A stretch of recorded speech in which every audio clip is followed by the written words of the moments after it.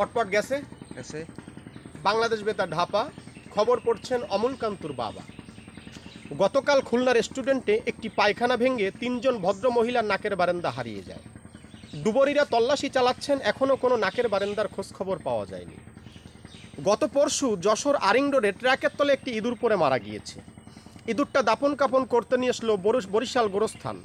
ইঁদুরের যে গায়ের গন্ধর চোটে 11 জন মরামুদ্দার খেতাবালিশ নিয়ে পালিয়ে গিয়েছে। খবরে প্রকাশ। গত পরশু আমেরিকার প্রেসিডেন্ট বুশ বাংলাদেশের প্রেসিডেন্টকে জানিয়েছে,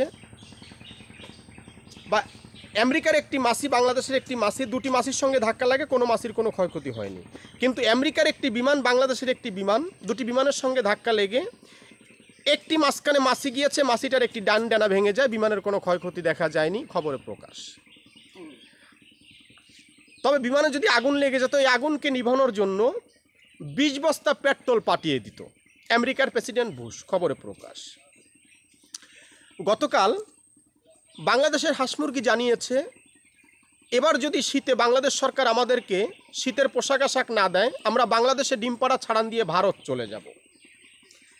ভারত সরকার একটু ভুট্টোর গুঁড়ি দেবে, চারটে চারটে বাড়ি চলে আসব। খবরে প্রকাশ। খবর শুনছেন আতাল বাতাল পাতাল থেকে।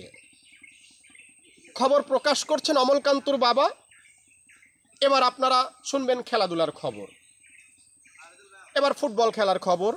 বল চলে গেলেন ঝন্টুতে মন্টু, মন্টুতে মিলন, মিলনের থেকে শাহাদাত, শাহাদাত থেকে রফিক, রফিকের থেকে শফিক, শফিকের থেকে মনের শুট করলেন, বলের বাইরে মাঠ চলে গেলেন। খবরে প্রকাশ।